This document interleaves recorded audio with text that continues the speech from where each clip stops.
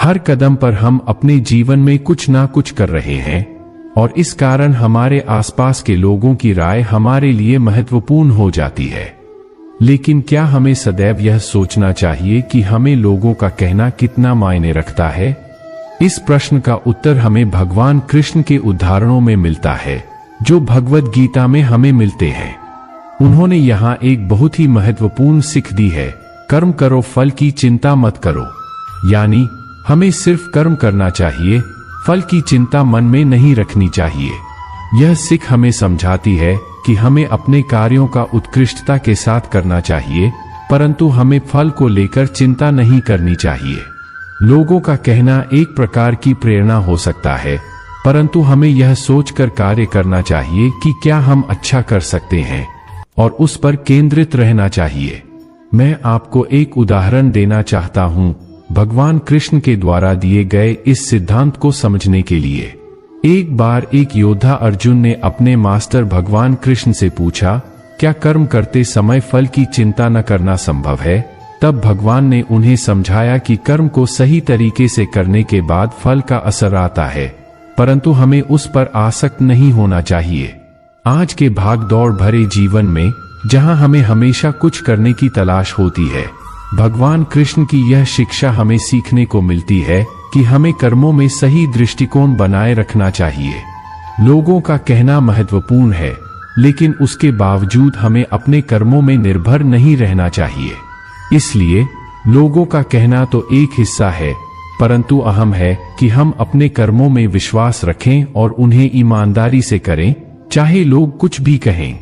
क्योंकि जीवन अनजाने मार्ग पर चलने का नहीं, अपने मार्ग पर चलने का नाम है।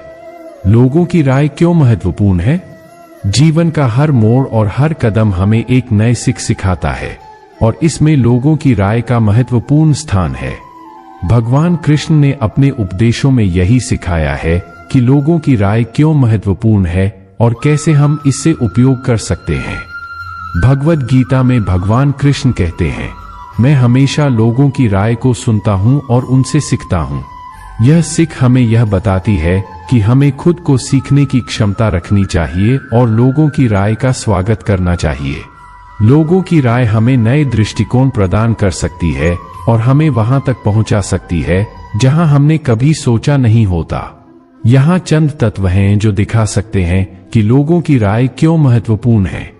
पहला तत्व है विविधता। हमारे चारों ओर हजारों लोग हैं, हर किसी का दृष्टिकोण अलग होता है। जब हम लोगों की राय सुनते हैं तो हम विभिन्न दृष्टिकोणों को समझने में सक्षम होते हैं और हमारी सोच में नई दिशा मिलती है। दूसरा तत्व है सुधार। जब हम लोगों से सलाह लेते हैं तो हमारी गलतियों का पता चलता है और हम उन्हें सुधार सकते हैं। भगवान कृष्ण कहते हैं, अगर तुम मुझे अच्छा समझते हो तो तुम मेरी वाणी को मानो। इससे स्पष्ट होता है कि उनका उद्देश्य हमें सुधारना है, न कि हमें कुछ कहना। तीसरा तत्व है समृद्धि। जब हम विभिन्न लोगों की राय सुनते हैं तो हमें एक समृद्धि का एहसास होता है। हमारी सोच में नई जिज्ञासा और ज्ञान का विकास होता है, जिससे हम अपने आत्मविकास की दिशा में आगे बढ़ सकते हैं। इसलिए लोगों की राय को सही दृष्टिकोण से देखना हमें समृद्धि और विकास का मार्ग प्रदान कर सकता है। हमें यह याद रखना चाहिए कि हर व्यक्ति हमें कुछ नया सिखा सकता है और हमें उनकी राय का सम्मान करना चाहिए। इसलिए लोगों की राय को समझना और स्वीकार करना हमारे व्यक्तिगत और सामाजिक विकास में मदद कर सकता है। आप सभी से एक निवेदन है कि आप भी अपने अनुभव और राय साझा करें ताकि हम सभी एक दूसरे से सीख सकें और समृद्धिशील समाज का निर्माण कर सकें। अपनी दिशा में सच्चाई का पालन। लोगों की राय को समझना महत्वपूर्ण है, लेकिन क्या हमें हमेशा यह सोचना चाहिए कि हमें लोगों की राय पर ही आधारित रहना चाहिए, या क्या हमें अपने मार्ग की दिशा में सच्चाई का पालन करना चाहिए? भगवान कृष्ण के उपदेश इस सवाल का उत्तर देते हैं। भगवान कृष्ण की वाणी में हमें एक महत्वपूर्ण सीख मिलती है, तुम्हें अपनी दिशा में सच्चाई का पालन करना चाहिए, चाहे लोग कुछ भी कहें। यह सीख हमें बताती है कि अगर हमारी दिशा सही है और हम सच्चाई के मार्ग पर चल रहे हैं, तो हमें लोगों की राय पर ध्यान देने की आवश्यकता नहीं है। हमें यह समझना चाहिए कि जीवन में सफलता प्राप्त करने के लिए हमें अपनी मानवीय मूल्यों, नैतिकता और ईमानदारी में ठहरना चाहिए। लोगों की राय हमें अपनी मार्गदर्शन कर सकती है, लेकिन हमें खुद को भी अच्छी तरह से जानना चाहिए ताकि हम सही मार्ग पर चल सकें।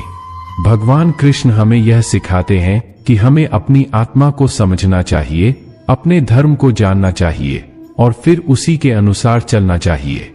अगर हमारी दिशा में सच्चाई है तो हमें लोगों की राय पर निर्भरता नहीं होनी चाहिए।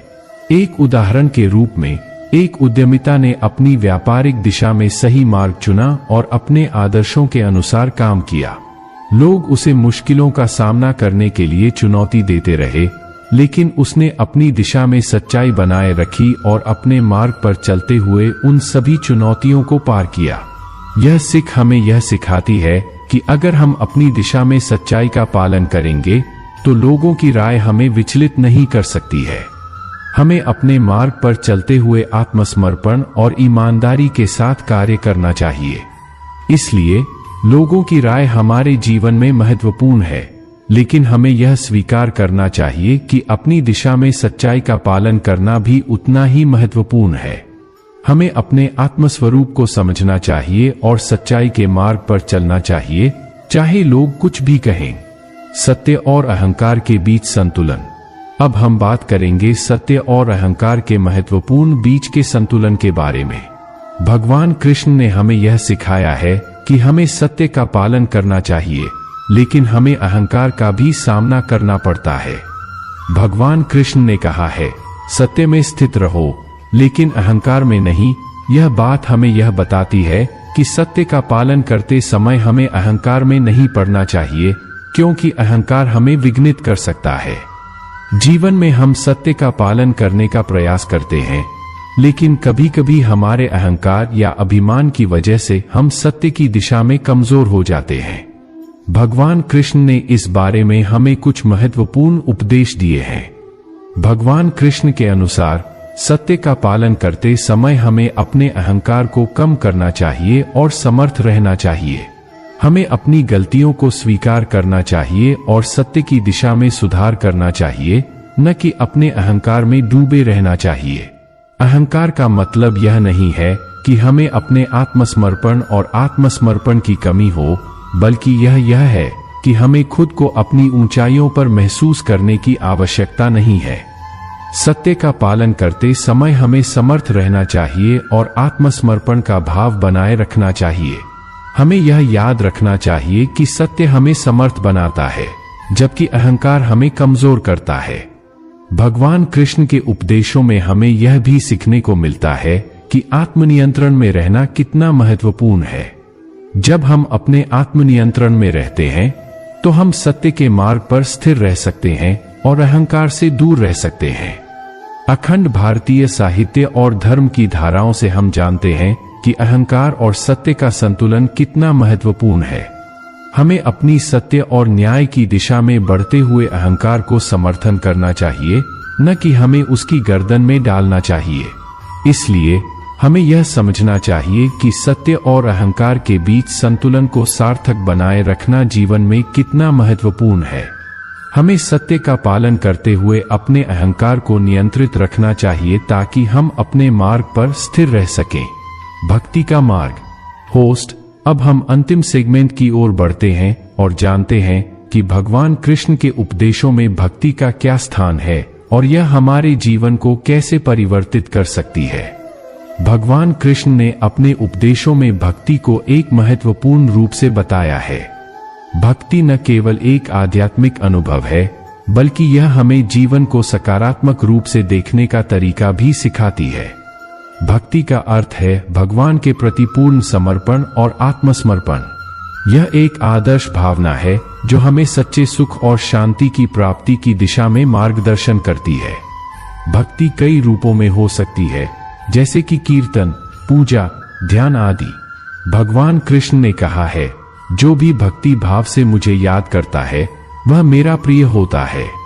भक्ति का पालन करने से हमारे जीवन में सकारात्मक परिवर्तन होता है। यह हमें आत्मा के संबंध में जागरूक करता है और हमें एक ऊंचे उद्देश्य की ओर प्रेरित करता है। भक्ति और नैतिकता का अंग है। भगवान कृष्ण ने हमें यह सिखाया है कि अगर हम ईश्वर में निरंतर श्रद्धा रखते हैं तो हमें सही और गलत के बीच विमर्श करने की शक्ति मिलती है। भक्ति के माध्यम से हम आत्मा की पूर्णता की दिशा में बढ़ सकते हैं। यह हमें संयम, समर्पण और प्रेम की भावना सिखाती है जो हमारे जीवन को सफल बनाती है।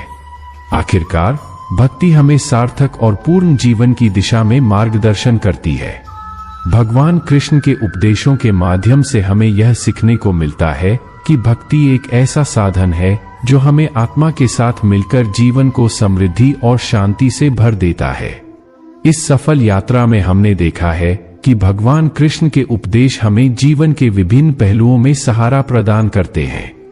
हमें यह याद रखना चाहिए कि सत्य, सच्चाई, समर्पण और भक्ति से ही हम एक समृद्ध और समृद्धिशील जीवन की दिशा में बढ़ सकते हैं। आशा है कि आपने इस यात्रा का आनंद लिया होगा। दोस्तों, इस वीडियो का संक्षेपित संदेश है, लोग क्या कहेंगे इसके बारे में सोचना छोड़ दो, लेकिन सही और सत्य के मार्ग पर चलना कभी न छोड़े। भगवान कृष्ण की वाणी से हमें एक सकारात्मक दृष्टिकोण प्राप्त होता है जो हमें जीवन में सफलता की दिशा में मदद कर सकता है। आप सभी से एक निवेदन है कि इस विचारशील वीडियो को अपने दोस्तों के साथ साझा करें और हमारे चैनल को सब्सक्राइब करें। धन्यवाद।